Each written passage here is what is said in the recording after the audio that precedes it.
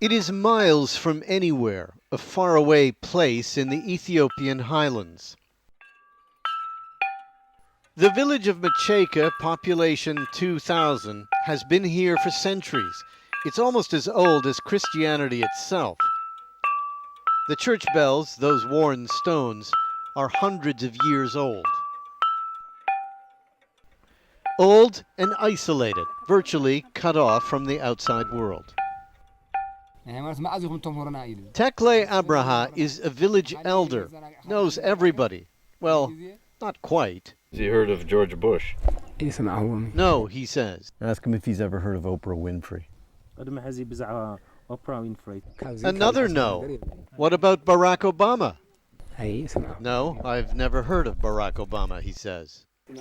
Yes, that news, the one about the first African-American president of the United States, didn't make it to this part of Africa. Macheka isn't just in another country on another continent. It really is another world.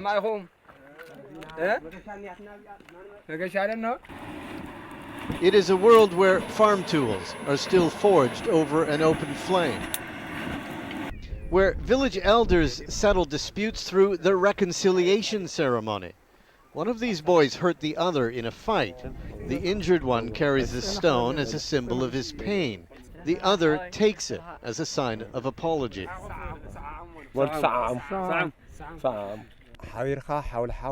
People in our village share a lot of things, he says. If they become enemies, it would be a problem. So he says we have to reconcile and live in harmony. Life is hard in Macheka. You can tell just by looking at the place. The houses are sturdy, built of heavy stone, but there is no electricity or running water. And these days, they're a little worried. The first thing you notice when you walk into this village is all the plowed fields. They're everywhere. In fact, they've been like that for 4 months because that's how long people here have been waiting for it to rain. The older people in the village say they will never forget what happened during the Great Famine of 1984, when nearly half the village perished.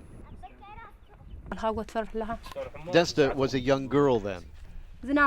I worry a lot when the rain doesn't come, she says. What am I going to feed my children? This image is similar to 84. She has these pots full of grain, emergency rations. Like children everywhere, they seem oblivious to the worries of their parents. For kids who don't have much, it doesn't take much to make them laugh. Their playground is in the stable with the cows. Livestock are like gold here, and by village standards, Aragawi Laka is rich. He earns about $3 a day. He has a wife and 6 children, and for him, every day is almost a crisis. On this day, he was worried about his 2 daughters. They were out gathering firewood. Would they be safe? Would they come back with enough? Because otherwise, there would be no fire to cook with. A small victory then for Desta and Mkwari. Full baskets. We like collecting, she says, because we know we must have firewood to cook our food. I go to school in the morning, she says, and then after lunch, I go to collect firewood. At dusk, another daughter takes her younger brother to fetch water from the well, over a mile down a rocky path. It weighs more than 40 pounds, but she carries it back without any help. At night, they can relax a little. The grandmother becomes a great source of entertainment. No TiVo or YouTube here, just old-fashioned ghost stories.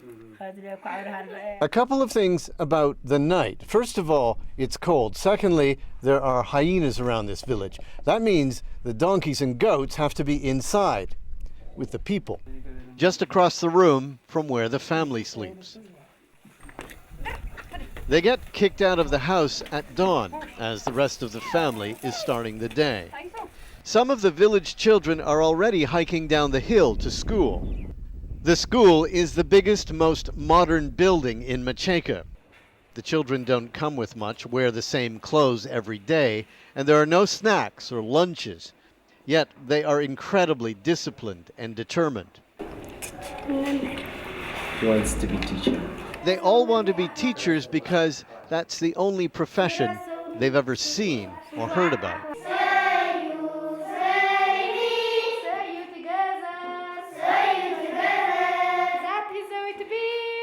It's rock music.